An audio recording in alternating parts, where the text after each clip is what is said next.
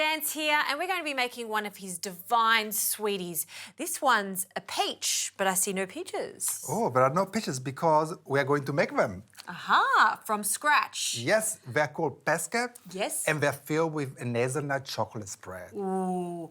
Does it get its name because it looks like a peach? 100%. And we are going to decorate it at the end with some leaf made with modern chocolate. Okay. So, first thing, can you please cream the sugar with the butter for like a couple of minutes?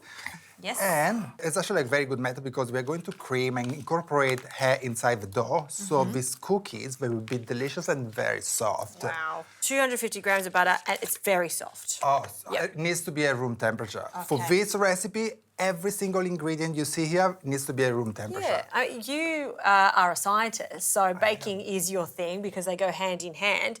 And having everything at the same temperature really makes the baking process much easier. Oh my gosh, much easier. Especially, let's say you add some cold eggs inside the butter. Yeah. It's not good because otherwise it will create too much butter condensate. So it's not good. Okay, so good little tip. So I'm just going to put that on a medium to high speed and blend that and Blend together. Eggs. Eggs and then vanilla. Vanilla is actually the best part about this recipe because you want the cookie to have this beautiful vanilla fragrance.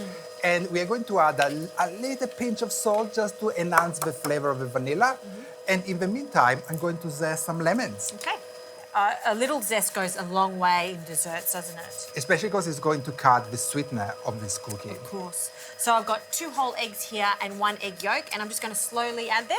Fantastic. Thank you so much for that. Pleasure. All right. The zest is ready. Perfect.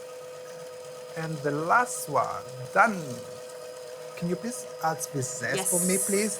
Fantastic. Thank you. Okay, so now can you please add the vanilla and all the dry ingredients in it? Okay, so about a teaspoon? Oh yeah, 1 or 2 teaspoons. I always put a lot of vanilla because I love the flavor of it. I agree.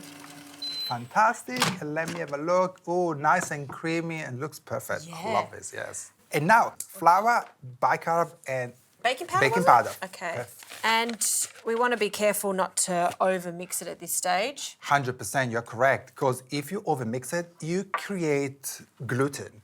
And you don't want that because otherwise this cookie will become very tough.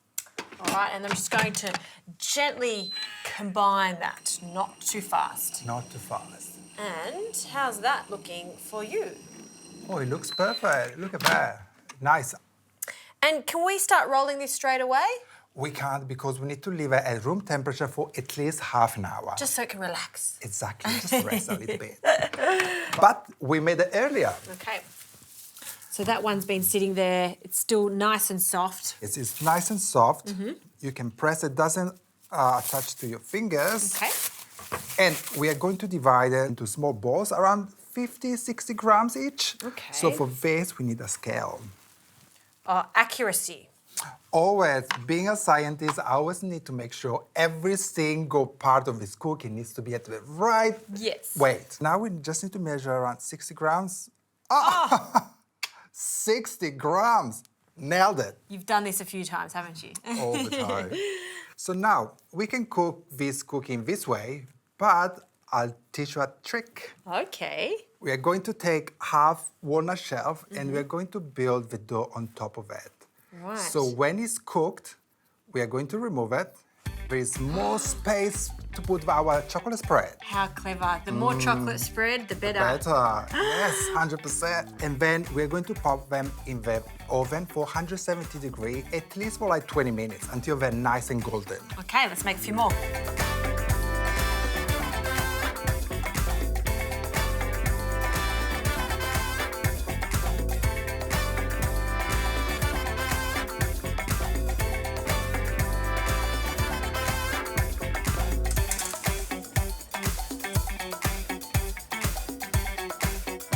All right, our cookies are nearly ready. And now we're going to make the syrup. Okay. So to do that, we are going to add just the sugar first and water. Okay. Now, what is this? Oh, this is an Italian liqueur. It's called Alchems from Italy. And in the 1600s, the Medici family was a very powerful family back then. They thought it was an elixir of long life. I can see why. Look at this bright, vibrant colour. Can I have a taste? Of course you can, try I it. just want to see what the flavours are. The flavor is very interesting. It's spicy but floral at the same time. Yeah, I love the taste of that. So does that go in now? Not now, because we don't want to remove the alcohol in it. So once the sugar is ready, we are going to pop it into this bowl and we are going to mix it.